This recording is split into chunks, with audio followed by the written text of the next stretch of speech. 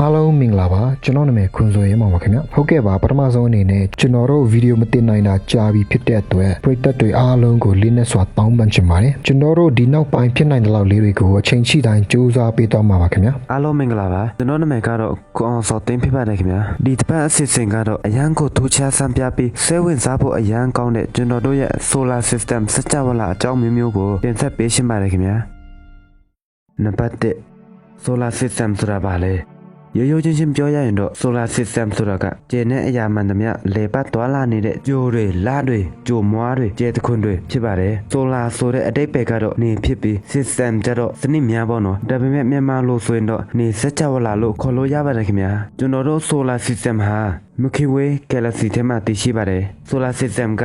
4.6 ဘီလီယံနှစ်နီးပါးလောက်ကတည်းကပုံသွင်းဖြစ်ပေါ်ခဲ့တာဖြစ်ပါတယ်ဘယ်လောက်ကျပြန့်တယ်လဲဆိုရင်တော့အရင်ဆုံးတိုင်းတာချင်းနောက်တစ်မျိုးကိုစတင်ရမှာဖြစ်ပါတယ်ခင်ဗျာဘာဖြစ်လို့လဲဆိုရင်ကမ္ဘာပြန်ဟာအားလုံးမှန်သမျှကြီးမားကျပြန့်လွန်းတဲ့အတွက်မိုင်တွေကီလိုမီတာတွေအသုံးပြုလို့လုံးဝမဖြစ်နိုင်တော့လို့ပါခင်ဗျာအဲကြောင့်မလို့ Astronomical Units AU အတုကောက်ဖြစ်တဲ့တိုင်းတာချင်းကိုအသုံးပြုကြမှာဖြစ်ပါတယ်Astronomical Unit ဟာနေနဲ့ကမ္ဘာရဲ့အကွာအဝေးကိုပြောတာဖြစ်ပါတယ် Astronomical Unit ဟာ93 မီလီယံမိုင်ဒါမှမဟုတ်150 မီလီယံကီလိုမီတာရှိပြီးကျွန်တော်တို့ရဲ့ Solar System ရဲ့အဆုံးဟာနေနဲ့အကွာအဝေး122 AU ရှိပါတယ်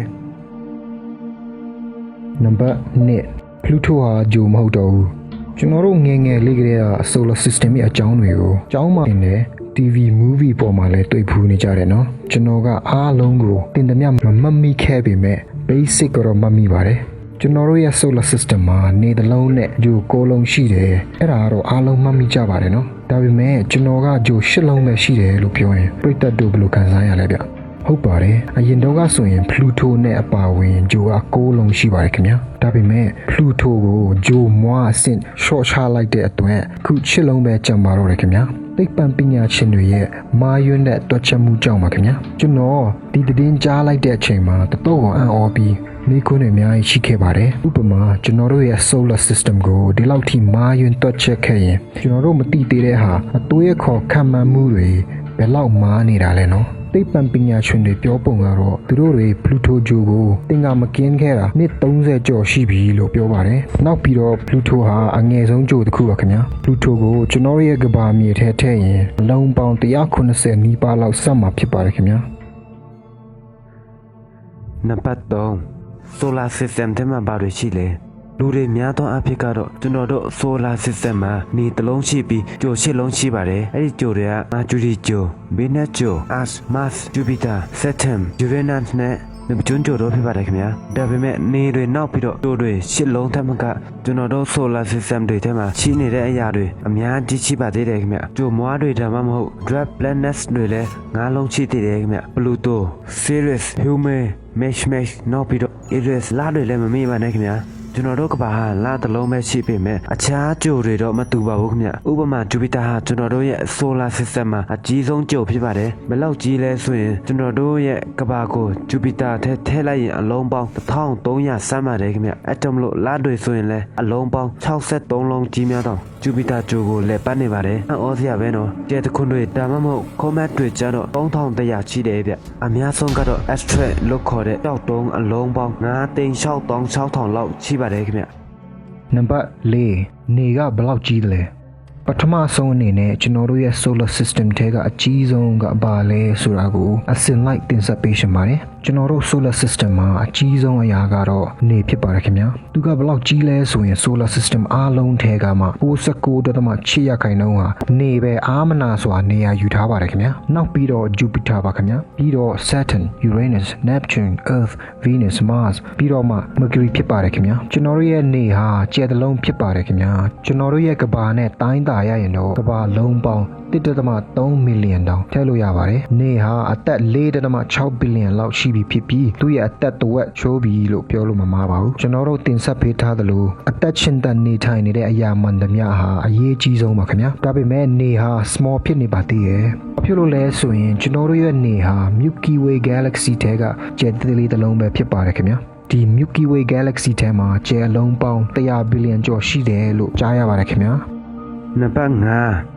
Asteroid ဆိုတာပါလေ Asteroid ဟာကျုံငယ်လေးတွေခေါ်လို့လည်းမမှားပါဘူး ပရိသတ်တို့တိတ်ပံရုပ်ရှင်တွေကြည့်ဖူးကြပါတယ်နော်အဲ့ဒီရုပ်ရှင်တွေထဲမှာဆိုရင်သူတို့ရဲ့ patient နဲ့ astral bed လို့ခေါ်တဲ့ကြောက်တုံးတွေအများကြီးရှိနေတဲ့နေရာကိုခက်ခဲနဲ့သွားကြရတယ်နော်အဲ့ဒီကားတွေထဲမှာဆိုရင်ဒီ astral bed အထဲမှာကြောက်တုံးတွေကတေးသေးလေးတွေဖြစ်ပြီးဆူဆူစီစီနဲ့သူတို့ရဲ့ spaceship ကိုအန်တရဲ့အရန်ဖြစ်စေတယ်လို့ပြသကြပါတယ်ဒါပေမဲ့တကယ်ဆိုရင်ကျွန်တော်တို့တိကျသိရှိနေတဲ့ astral bed တနေရာပဲနားလေတွေ့ရှိထားပါတယ်သူကတော့ Mars ဂျိုနဲ့ Jupiter ဂျိုရဲ့အလယ်မှာရှိတာဖြစ်ပါတယ် Astral တွေဟာတင်ကနန်းနဲ့ရှိပေမဲ့တစ်ခုနဲ့တစ်ခုတော်တော်ကိုကွာဝေးတဲ့အတွက်အာကာသလေယာဉ်နဲ့တိုင်းမိဖို့ဆိုတာလုံးဝမဖြစ်နိုင်ပါဘူးတစ်ခုနဲ့တစ်ခုမိုင်ပေါင်း6သိန်းတောင်ကွာဝေးတယ်လေနိုင်ရှင်ရရင်တော့ကဘာမြေတောင်24,900မိုင်ပဲရှိတယ်ဗျအဲ့ဒါ24ဆပို့ဝေးတယ်ဗျသွားရောက်တွေးရှင်တော့တော့ကိုခက်ခဲနဲ့တေချာလမ်းညွန်ပေးရမှာလို့ပြောကြပါတယ်ဒါပေမဲ့ကျွန်တော်တို့ရဲ့ကဘာဟာတနေ့နဲ့တနေ့ချွေငွေယတနာတန်တွေကြောက်တွေတတ်သူအမျိုးအသုံးပြုနေကြရတဲ့အတွက်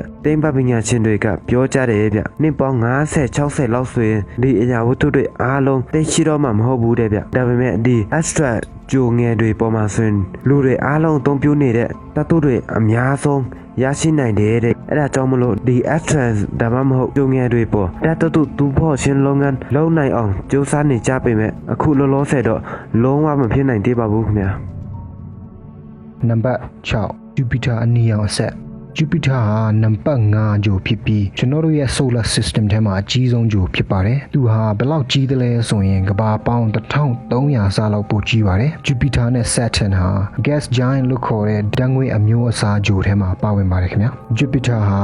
များသောအားဖြင့် hydrogen ဖွဲ့စည်းထားသည်ဖြစ်ပြီး4ပုံတစ်ပုံhelium ဓာတ်ငွေ့ဖြစ်ပါတယ်။ဒါပေမဲ့ထူးခြားစမ်းပြပြီးအထင်ရှားဆုံးအရာကတော့ Great Red Spot လို့ခေါ်တဲ့အရန်ကိုကြီးမားလွန်းတဲ့ hurricane လေမုန်တိုင်းပါခင်ဗျာ။ဒီ hurricane လေမုန်တိုင်းဟာရိုးလေမုန်တိုင်းလို့မဟုတ်ပဲဒီလေမုန်တိုင်းကိုသိပ္ပံပညာရှင်တွေဟာနှစ်ပေါင်း300ကျော်ကြီးများအောင်လေ့လာတွေ့ရှိထားပြီးဖြစ်ပါတယ်။နောက်ပြီးတော့ဒီလေမုန်တိုင်းဟာကျွန်တော်တို့ရဲ့မြေကမ္ဘာထက်3ဆကြီးများအောင်ပိုကြီးပါတယ်ခင်ဗျာ။ဘလောက်အံ့ဩစရာကောင်းလဲဗျ။ Jupiter ပေါ်မှာဆိုရင်တစ်နေ့မှာ10နာရီလောက်ပဲရှိပါတယ်ခင်ဗျာ။ဘာဖြစ်လို့လဲဆိုရင်သူက solar system ထဲကဂျိုတွေအားလုံးထက်အမြန်ဆုံးဤနေလို့ပါခင်ဗျာ။နောက်ပြီးတော့ Jupiter ရဲ့တန်လိုက်ဓာတ်ကွင်းဟာအစ2000လောက်ပို့ပြီးတော့အားပြင်းထန်တဲ့အတွက်ကျွန်တော်ရဲ့ကမ္ဘာကိုတခါတလေအန္တရာယ်ဖြစ်စေနိုင်တဲ့ asteroid တွေကိုများသောအားဖြင့်ကာကွယ်ပေးနေပါတယ်ခင်ဗျာ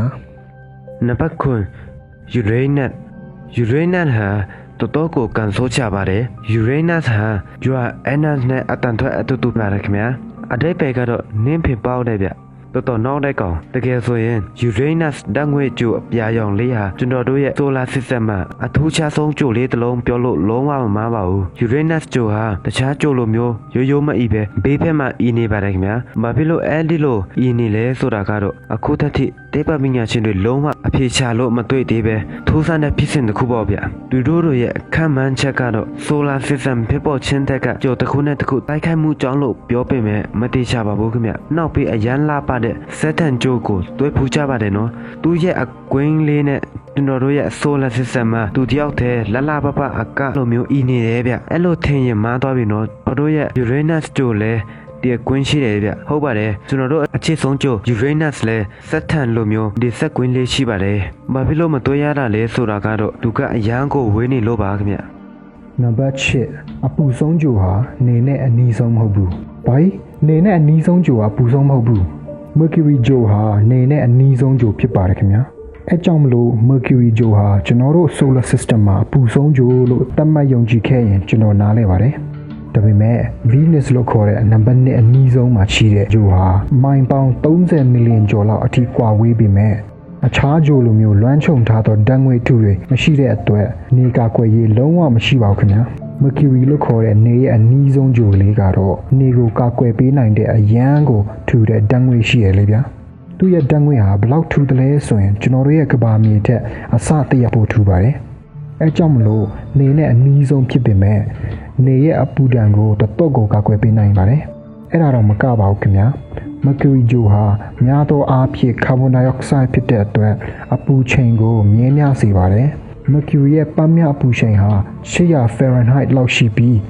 Venus ပေါ်မှာ895အထက်လောက်အမြဲတမ်းရှိနေတတ်ပါတယ်ခင်ဗျာ ကျွန်တော်တို့ရဲ့ဗီဒီယိုတွေကိုအခုထိအားပေးနေကြတဲ့အတွက်အရန်ကိုဝမ်းသာမိပါတယ်ခင်ဗျာပရိသတ်တို့အားလုံးဒီတပုတ်အစီအစဉ်ကိုကြိုက်နေသိကြလိမ့်မယ်လို့မျှော်လင့်ပါတယ်ခင်ဗျာကျွန်တော်တို့အများကြီးစူးစမ်းထားပါတယ်ခင်ဗျာအခုနောက်ပိုင်း YouTube ပေါ်မှာပဲတင်တော့မှာဖြစ်တဲ့အတွက် subscribe လုပ်ဖို့မမေ့ကြပါနဲ့ခင်ဗျာစိတ်ချပါခင်ဗျာ Facebook ပေါ်မှာ link လဲရှာပေးသွားပြီးလွယ်ကူကူကြည့်နိုင်ပါတယ်ခင်ဗျာ Pop Entertainment ကိုကြိုက်နှစ်ကြတဲ့လူတွေအားလုံးကိုအကြောင်းကြားပေးဖို့လဲမေတ္တာရက်ခံအပ်ပါတယ်အားလုံးကျေးဇူးတင်ပါတယ်ခင်ဗျာ